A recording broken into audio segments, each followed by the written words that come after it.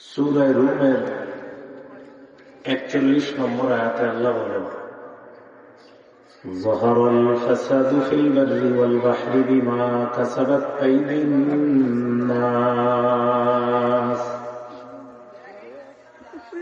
জলে স্থলে যত বিপর্যয়, এগুলো মানুষের হাতের কামাই। ভাই উপরে আওয়াজ কত দিয়ে না, মাইকম্যান ভাই এত আওয়াজ বাড়াইছেন কেন? এত আওয়াজ বাড়ায়।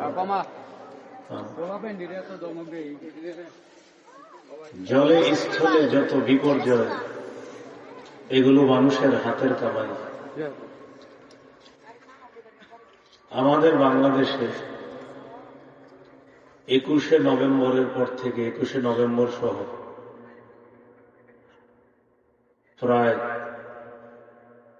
ছোট বড় মিলিয়ে 6টি ভূমিকম্প হয়েছে।